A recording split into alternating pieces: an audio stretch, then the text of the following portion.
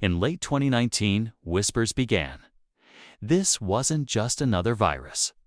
Months before the outbreak, high-level meetings, pandemic simulations, and patent filings surfaced events that seemed to mirror exactly what was about to unfold. Was the world walking into a trap that had already been designed? The question that still divides us isn't just how it started, but if it was meant to happen at all.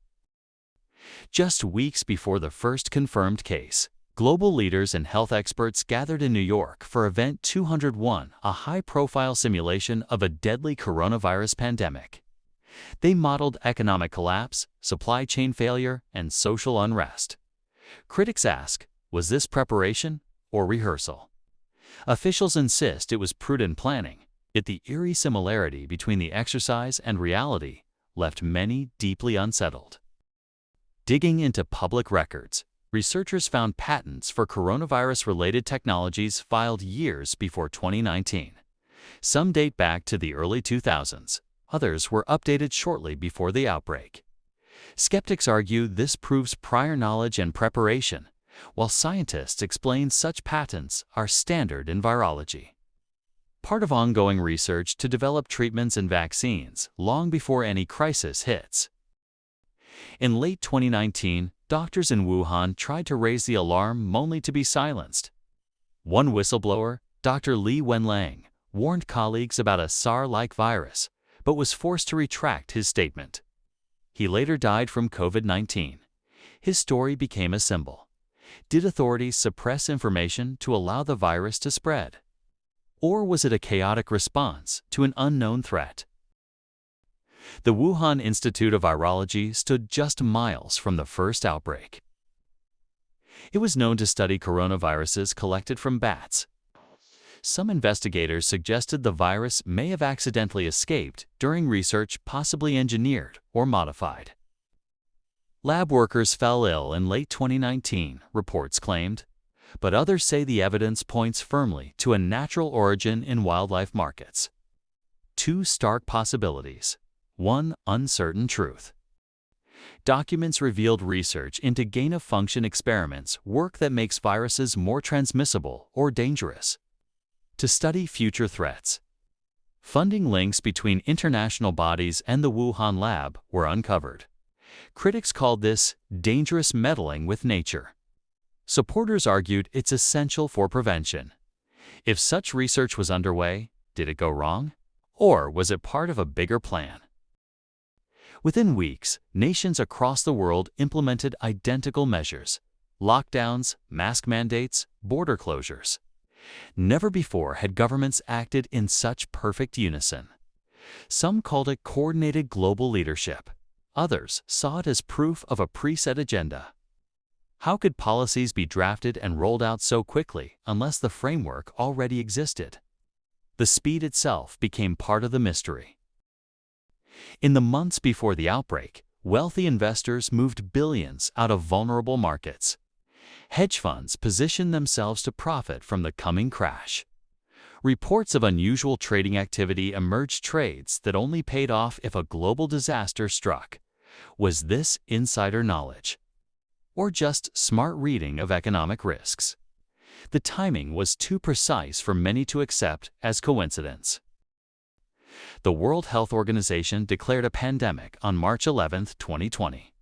But internal memos show discussions began much earlier. Emails revealed pressure from various governments to delay or accelerate announcements. Critics claimed the organization was influenced by political and corporate interests. Defenders said they balanced science with public safety. Every timeline adjustment fueled more suspicion. Vaccines arrived in record time, developed in less than a year, a process that usually takes a decade. Governments signed contracts before trials finished. Manufacturers were protected from liability. Supporters hailed it a scientific miracle. Opponents feared rushed products and hidden motives. How was it possible to move so fast unless the groundwork had been laid long before the crisis began? As vaccines rolled out, proposals emerged for digital health passes, QR codes, and unified tracking systems. These ideas had been discussed at global forums for years. Suddenly, they became essential tools for reopening society. Advocates said they were necessary for safety. Critics warned this was the moment permanent surveillance infrastructure was installed under the guise of health, a health measure, or a control grid. News outlets across the globe used the same phrases, same timelines, and same images. Independent voices questioning the narrative were labeled misinformation and removed from platforms. Journalists reported receiving guidance from health agencies on what to say. Was this unified messaging to protect the public, or a coordinated effort to control the story? Dissent became dangerous, and questions were shut down fast. Decades earlier, the Rockefeller Foundation published scenarios for the future of technology and international development. One scenario described a global coronavirus pandemic that leads to sweeping changes in society, economy, and governance. It read like a script for what happened in 2020. Was this visionary thinking or a published plan?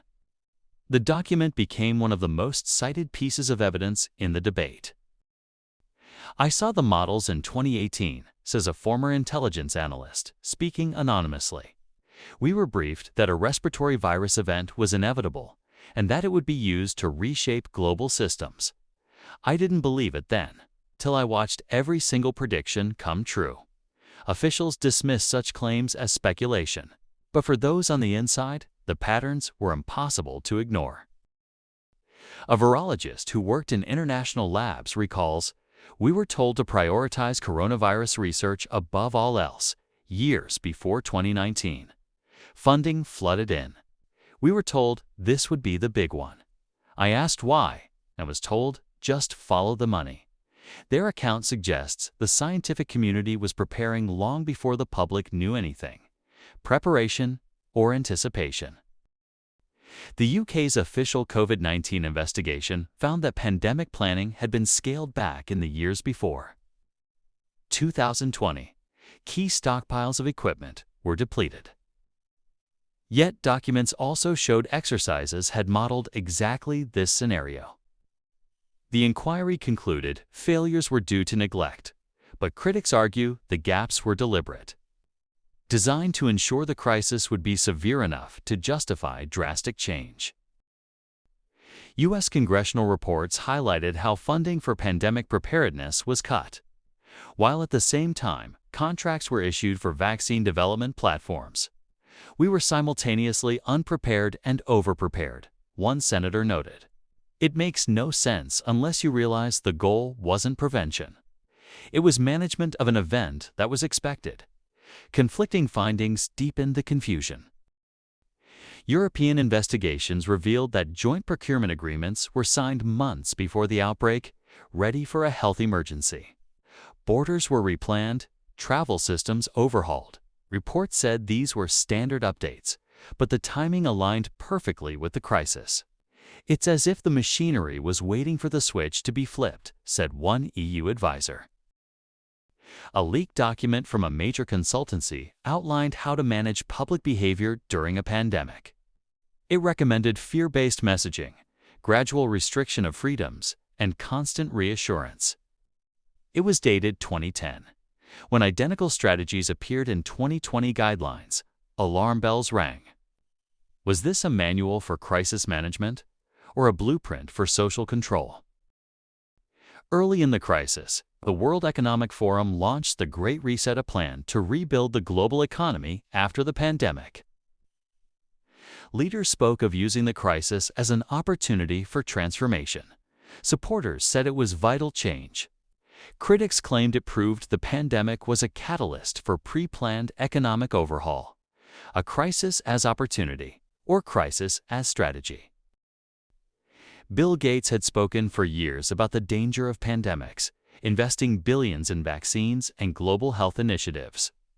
In 2015, he gave a TED Talk warning, "If anything kills over 10 million people in the next few decades, it's most likely a highly infectious virus rather than a war." When COVID hit, his foundations funded research and policy work. Supporters see a visionary. Critics see a man who helped shape the response. As lockdowns hit, cash use plummeted and digital payments surged. Central banks accelerated plans for digital currencies, citing safety and hygiene. Critics argued this was a long-sought shift toward full financial surveillance, triggered by the pandemic. Health was the excuse, control was the aim, said one economist. The crisis accelerated a trend that had been in motion for years. Schools closed worldwide, and online learning became the norm. Plans for digital education platforms had been drawn up years earlier, now rolled out overnight. Parents and teachers reported curricula changing, focus shifting to digital skills and global citizenship. Was this modernization, or a deliberate restructuring of how the next generation learns? The classroom changed forever, and few questioned why. Factories shut, borders closed, and goods ran short. But analysts noted that vulnerabilities had been documented for decades, and solutions were already designed. The disruption wasn't accidental. It was the result of policies that favored efficiency over resilience. When the crisis hit, the system broke exactly where experts predicted. Was it failure, or a controlled dismantling to build something new? Governments introduced emergency laws, power to detain, fine, restrict movement, and access personal data. These laws were drafted quickly, often without debate. Many remain in place today. Politicians said they were temporary and necessary. Civil liberties groups warned of permanent shifts in power. The pandemic allowed legal frameworks to be rewritten in weeks, a process that normally takes years. Throughout, follow the science became the mantra. But scientists disagreed on almost everything: masks, lockdowns, origins, treatments. Different models predicted wildly different outcomes. Critics argued science was politicized, used to justify policy rather than guide it. The science was flexible, said one researcher. It changed to fit the narrative. When facts shift, conspiracy theories fill the gap. Beyond lab leaks and natural origins, other ideas emerged: bioweapons, accidental release, population control tools. Some claimed the virus was designed to be mild, but disruptive, intended not to kill millions, but to change society. Most scientists reject these as unfounded. Yet the lack of clear answers and the strange coincidences kept alternative explanations alive. Freedom of information requests returned heavily redacted pages or were denied outright. Emails were deleted. Meetings were held in private. Governments claimed national security and commercial sensitivity. Critics said they were hiding evidence of planning, negligence, or collusion. Without full transparency, doubt became the default position. The more hidden the information, the louder the questions grew. Doctors, scientists, and officials who spoke out lost jobs, licenses, or funding. Platforms removed their content. Many reported pressure from above to stay silent. "We weren't allowed to debate," said one doctor. "We had to follow the line." Supporters said this protected public health. Opponents said it suppressed truth. When debate dies, suspicion thrives. Pharmaceutical companies recorded record profits. Tech giants boomed as everyone stayed home. Consulting firms won billions in government contracts. Industries that opposed the changes struggled or collapsed. The winners were already chosen, claimed one financial analyst. They positioned themselves to gain from the crisis long before it happened. Crisis capitalism. Or just business as usual. Never before had nations worked so closely together on health policy. But documents showed agreements between governments, corporations, and NGOs dating back years.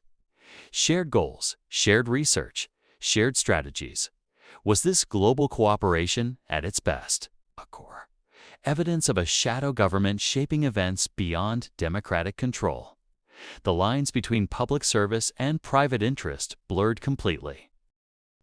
Official inquiries concluded there was no evidence the pandemic was planned. They cited poor preparation, bad luck, and natural evolution of the virus. Yet they also admitted many unanswered questions remain about origins, funding, and decision-making. "We found no proof of a plan," said one lead investigator, "but we found enough coincidences to make anyone wonder." Those who believe it was planned point to the simulations, patents, documents, and perfectly timed responses.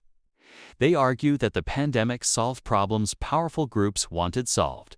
It reset the economy, expanded digital control, changed laws, and shifted global power. "You don't get that level of change by accident," they say. "You get it by design." Skeptics argue that coincidences don't equal proof. Simulations happen because threats are real. Patents are part of research. Fast responses are from years of preparation. They point out that no single organization could coordinate so many people across so many nations without leaks. "Chaos is far more likely than conspiracy," they say. "We were just unprepared and lucky in some ways." We may never know for certain.